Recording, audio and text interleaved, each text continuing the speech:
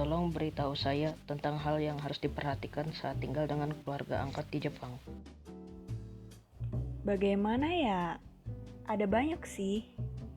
Ibu angkat di sana akan berpikir bahwa kamu sama seperti anaknya sendiri. Jadi mungkin dia akan sering memperhatikan kamu. Sekarang, Jen yang tinggal dengan keluarga angkatnya di Tokyo mengirim surat kepada saya.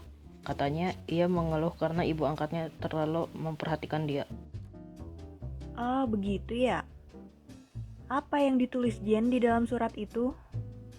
Setiap pagi saat Jen pergi keluar, ibu angkatnya sepertinya bertanya banyak hal, seperti hari ini kamu pergi kemana?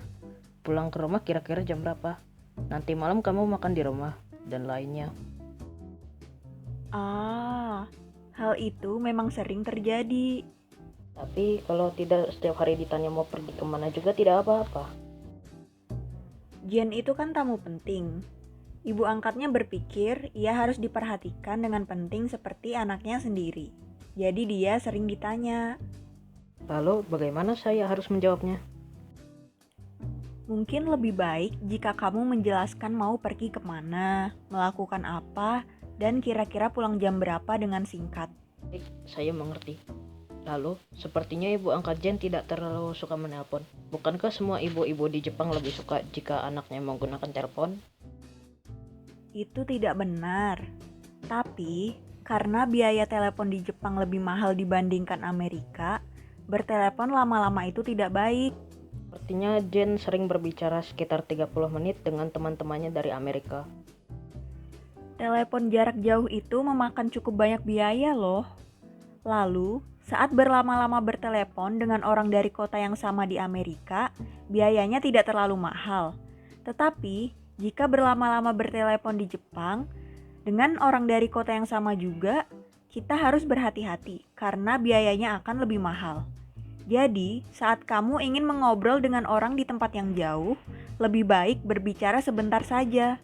Karena jika menelepon jarak jauh juga, biayanya lebih mahal daripada di Amerika. Oh, begitu ya. Saya sering berbicara dengan teman lewat telepon sekitar 1 jam. Kalau begitu, saya akan berhati-hati saat di Jepang.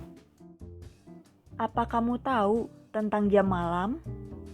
Saya tidak tahu apa itu. Peraturannya adalah harus pulang ke rumah sebelum jam 10 atau 11 malam. Ada peraturan seperti itu. Iya, banyak rumah yang memberlakukan peraturan jam malam, terutama jika ada anak perempuan. Wah, jadi tidak bisa bermain di luar sampai larut malam ya? Betul. Sekarang pun, anak perempuan dari keluarga baik-baik tidak diperbolehkan bermain di luar sampai larut malam karena dianggap tidak baik. Maka dari itu, diberlakukan jam malam. Kalau sensei dulu waktu menjadi mahasiswa, apakah ada jam malam? Iya, ada. Kalau saya dulu batasnya jam 10 malam. Apakah sensei selalu pulang pada jam 10 malam? Tidak, kadang-kadang juga terlambat. Apa yang terjadi saat itu? Saya menelepon ke rumah dan memberitahu orang tua kalau saya sedikit terlambat.